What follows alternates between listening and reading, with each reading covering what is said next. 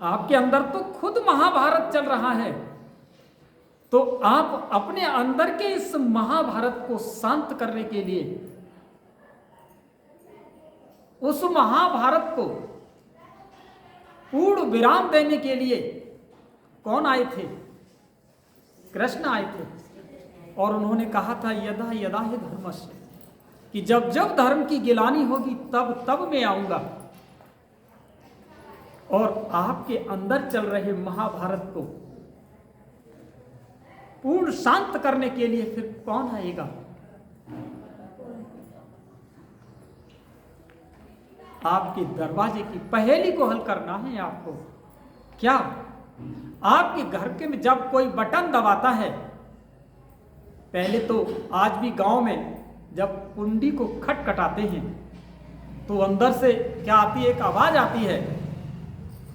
आपके घर पर कोई बैल दबाता है तो आप अंदर से क्या देते हो? आवाज देते हो कि नहीं देते हो? क्या बोलते हो? क्या बोलते हो? जोर से आवाज दो। कौन है? यही कहते हैं ना। तो एक इसी पहेली को अगर आपने सुलझा लिया तो आप स्वयं के कौन बन गए? संजय बन जाओगे। अगर जिसने भी इस पहेली को हल कर लिया कि किसी ने बैल दबाई, आपने अंदर से आवाज आई कि कौन, तो ये कौन कहने वाला है? कौन? पीछे से आवाज देंगे, कौन कहने वाला है? कौन? और इस पहेली को हल कर लिया तो तुम स्वयं के कौन हो जाओगे? आप स्वयं के संजय बन जाओगे। और जो स्वयं के संजय बन गए तो आपके अंदर जो चल रहा महाभारत कैसा हो जाएगा? कैसा हो जाएगा? शांत हो जाएगा। और महाभारत का शांत होने का मतलब ही है युद्ध को खत्म हो जाना।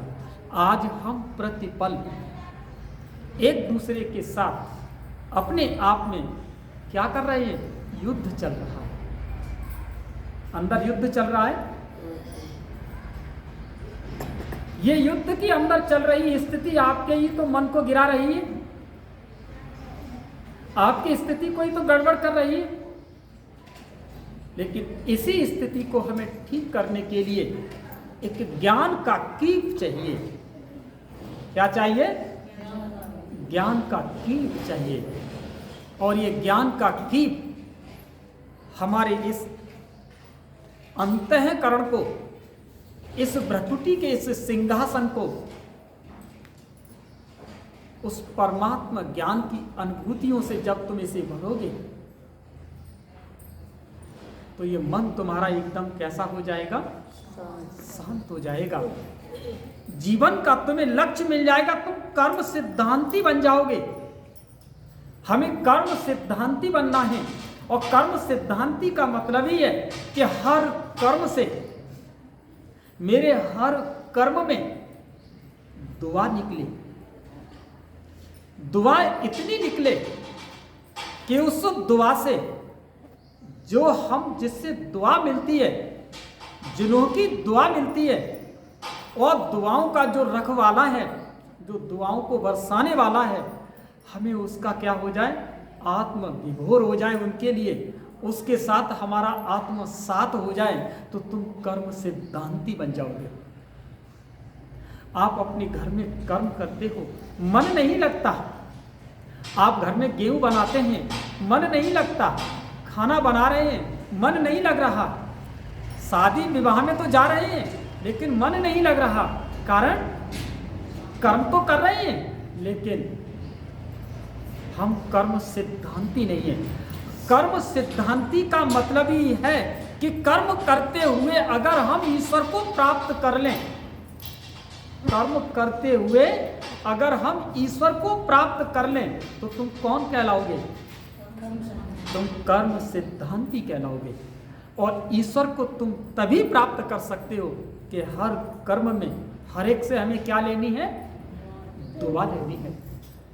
हम किसी को पानी भी दें तो उसमें दुआ समाई हो। अगर हम किसी को खाना भी अगर खिलाएं तो उसमें भी दुआ समाई हो। अगर हम घर से निकलते हैं तो हमारी रूहानियत में भी दुआ समाई हो, और जब ये दुआओं का दरवाजा खुल जाएगा तो माया का गेट टूट जाएगा। माया का गेट होगा ही नहीं, माया होगी ही नहीं। वहां पर एक प्रभु परमात्मा का केवल एक आत्मा साथ रह जाएगा। जिस रचना को तुम देखोगे उस रचना में सिर्फ तुम्हें भगवान नजर आएगा। तुम जिस किसी को भी देखोगे उसमें कौन नजर आएगा? उसमें भगवान नजर आएगा। और जिसे भगवान नजर आने लगता है वही कर्म सिद्धांती कहलाता है।